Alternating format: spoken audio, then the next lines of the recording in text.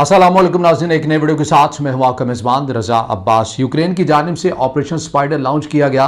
Claim यह कर रहा है कि यूक्रेन के उसने रशिया के 40 फाइटर जेट को तबाह कर दिया है और उसके न्यूक्लियर एसेट्स को शदीद नुकसान पहुंचाया है। पुतिन ने हंगामी बुनियादों के ऊपर इजलास बुलाया है और उस इजलास के अंदर एक अहम ऐलान भी कर दिया है, जिसके बाद अमेरिका ने अपना हाई लेवल का इजलास भी बुला लिया है। ये पूरी खबर क्या है आज के इस व्लॉग में शामिल करेंगे, मगर उससे पहले आपसे दरख्वास्त के वीडियो को लाइक और चैनल को सब्सक्राइब ज़रूर कीजिएगा। तो मामला कुछ यूँ है कि मैं सीधा मुद्दे के ऊपर आते हैं। ऑपरेशन स्पाइडर यूक्रेन की जानिब से लॉन्च किया गया। इसकी मनसूबाबंदी किसने की, कौन लीड कर रहा था, कितना अरसा इसको लगा और इसमें हुआ क्या, पहले इसकी तफसीलात मैं आपके सामने रखता हूँ एक एक करके।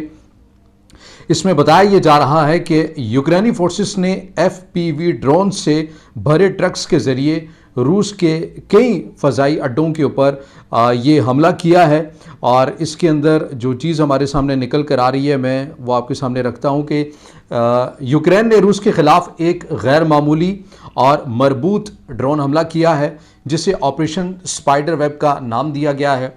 यह हमला यूक्रेन की सिक्योरिटी सर्विस SBU की निगरानी में किया गया है और इसका मकसद रूस के तस्वीराती एयरबेसिस पर मौजूद जौहरी सलाहियत रखने वाले बमबार तैयारों को निशाना बनाना था। अब इसमें चलकर मैं मज़ीद इसकी तफसीलात आपको बताता हूँ। वो ये कि यूक्रेनी फोर्सेस ने रूस के अंदर मुख्तलिफ मकामात पर छुपाए गए ट्रक से फर्स्ट पर्सन व्यू यानी FPV जो ड्रोन है उन्हें लॉन्च किया गया। कैसे लॉन्च किया गया, ये बड़ी दिलचस्प कहानी है। वो ये कि ये ड्रोन्स लकड़ी के क्रेट्स में छुपाए गए थे और रिमोट कंट्रोल के ज़रिए एक साथ फ़ाल किए गए। हमले में 4 अहम रूसी एयरबेसिस को निशाना भी बनाया गया, यानी जो लकड़ी के जो क्रेट्स थे उनके अंदर FPV जो ड्रोन से इन्हें छुपाया गया था। और जब ये रूस की हदूद के बिल्कुल अंदर दाखिल हुए और उसके पास एरियाज़ में आए, फिर वहाँ से ड्रोन के ज़रिए इस्तेमाल करके इन्हें ऑपरेट किया गया और अपने मकासद को अचीव किया गया। मकसद क्या अचीव किए गए, यूक्रेन क्या क्लेम कर रहा है, वो मैं आपको बताता हूँ। यूक्रेन का ये कहना है कि उसने रशिया की एक अहम ओलिनिया एयरबेस को यहाँ पर Tu-95 जोहरी बमबार तैयारे मौजूद थे, जिसे तबाह किया गया है। ये यूक्रेन ये क्लेम कर रहा है। इसके साथ उसका ये कहना है कि बेलिविया एयरबेस, इसमें Tu-22M3 तवील फासले तक मार करने वाले बमबार तैयारों का ये मरकज़ था, इसे भी हिट किया गया और इसमें मौजूद तैयारे जो हैं उन्हें भी शदीद नुकसान पहुँचाया गया है। इसके साथ साथ रियाजान उनकी एक और एयरबेस है रशिया की, उसमें Tu-22M3 और दीगर बमबार तैयारों का ये भी मरकज़ था। यहाँ भी जितने भी जो फाइटर जेट खड़े हुए थे जदीद बमबार तैयारे, उन्हें नुकसान पहुँचाया गया है। और इसके साथ साथ इवानो, यहाँ पर A50 अवैक्स तैयारों का ये मरकज़ था और यहाँ भी हमले किए गए हैं ड्रोन्स के ज़रिए और यहाँ भी तैयारों को शदीद नुकसान पहुँचाया गया है। ये यूक्रेन कह रहा है। अब इसमें नुकसान की जो हद है, जो तखमीना लगाया जा रहा है, उसमें कितना है ये अभी तक यूक्रेन के आदाद शुमार में आपके सामने रख रहा हूँ, रशिया के भी आना बाकी हैं। यूक्रेनी ज़राए के मुताबिक इस हमले में कम अज़ कम 40 रूसी फ़ौजी तैयारे तबाह या शदीद नुकसान का शिकार हुए हैं, जिनमें Tu-22M3, Tu-95 और A50 शामिल हैं। हमले से होने वाले नुकसान का तखमीना $2 अरब से ज़ायद लगाया जा रहा है। ये रूस की फ़ज़ाई सलाहियतों के लिए एक बड़ा धचका भी इसे करार दिया जा रहा है। हमले की मनसूबाबंदी जो है, ये ऑपरेशन तकरीबन 18 माह की मनसूबाबंदी के बाद अंजाम दिया गया और इसकी निगरानी यूक्रेन के सदर ज़ेलेंस्की खुद कर रहे थे। और हमले में इस्तेमाल होने वाले ड्रोन्स को रूस के अंदर खुफिया तरीक़े से मुंतकिल किया गया और मखसूस वक्त पर एक साथ ही लॉन्च कर दिया गया। अब इसके अंदर जो रूसी रद्दअमल है, उसका ये कहना है कि इब्तदाई तौर पर हमले की जो तफसीलात हैं उसकी तस्दीक नहीं कर रहे, लेकिन ये ऑन कर लिया गया है कि जी हाँ, ड्रोन अटैक रशिया की हदूद के अंदर ये किया गया है। और इसमें यह कहा जा रहा है कि यह हमला यूक्रेन की जानिब से रूस के अंदर गहराई में किया गया है, सबसे बड़ा हमला और मौसर हमला इसे करार दिया जा रहा है, जिसने रूस की जोहरी फ़ज़ाई सलाहियतों को शदीद नुकसान पहुँचाया है। ये वाकई यूक्रेन की दिफाई हिकमत अमली में एक नया मोड़ भी साबित हो सकता है। ये तो वो चीज़ें हैं जो मैंने यूक्रेन के मौक़िफ़ से आपके सामने रखी हैं कि यूक्रेन का ये कहना है कि उसने, अब इसके अंदर बार बार एक लफ्ज़ इस्तेमाल हो रहा है, जोहरी सलाहियत रखने वाले बमबार तैयारे, यानी कि वो फाइटर जेट जो इंतहाई एक्सपेंसिव होते हैं, जो अभी तक रशिया ने किसी को नहीं दिए हैं, जिनके अंदर ये सलाहियत मौजूद होती है कि वो न्यूक्लियर वारहेड अपने साथ लेकर जाने की सलाहियत रखते हैं और उनके ज़रिए न्यूक्लियर बॉम्ब का जो फेंकने हैं, जहाँ पर हिट करना टारगेट को, वो ले जाने की सलाहियत रखते हैं।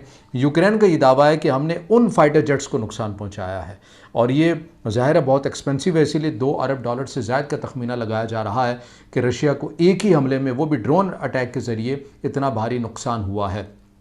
अब इसके अंदर रशिया की जानिब से जब मैं ये वीडियो बना रहा हूँ, उनकी मीडिया को देखा, वहाँ पर जो अपडेट्स आ रही हैं वो ये कि उनके सदर प्यूटन की जानिब से एक हाई लेवल के इजलास बुला लिया गया है और उसमें शनीद ये है कि एक ही साथ यूक्रेन के ऊपर एक बड़े पैमाने के ऊपर हमला लॉन्च किया जा सकता है, जिसमें हाइपरसोनिक मिसाइल का ज़्यादा से ज़्यादा इस्तेमाल किया जाएगा और इसके अलावा फ़ाइटर जेट ज़ाहिर है एक बड़े शदीद पैमाने के ऊपर, बड़े पैमाने के ऊपर उन्हें इस्तेमाल किया जाएगा और 100 मकामात का कहा जा रहा है, यूक्रेन के 100 मकामात को बर वक्त हिट करके ना सिर्फ नुकसान पहुँचाया जाएगा बल्कि रशिया ये कह रहा है कि मुकम्मल ही तबाह कर दिया जाएगा।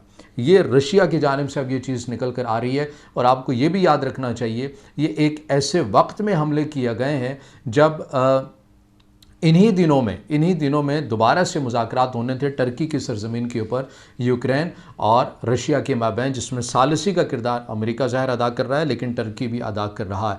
अब इन तमाम मुज़ाकरात को, इस तमाम स्टेप्स को नुकसान पहुंचा है, शदीद किस्म का नुकसान पहुंचा है। अब ऐसे लग रहा है कि जो एक वक्त के ऊपर ये लग रहा था कि ये जंग आज नहीं तो कल या मैक्सिमम 2 हफ्ते तक ये रुक जाएगी, मगर अब इसके बाद सूरत हाल आपको तब्दील होती हुई नज़र आ रही है, क्योंकि इस हमलों के बाद प्यूटन अब रुकने वाले नहीं हैं। अब ऐसा लग रहा है कि यूक्रेन जो इस जंग के अंदर बहुत अपने इलाके गवा बैठा है, अब वो पूरा का पूरा यूक्रेन भी गवा बैठ सकता है और ये सूरत हाल इंतहाई तशवीशनाक है। यही वजह है कि अमरीकी सदर डोनाल्ड ट्रंप की जानिब से भी इस तमाम मामले को बड़ी संजीदगी के साथ और बड़ा गौर से इस तमाम सिनेरियो को देखा जा रहा है।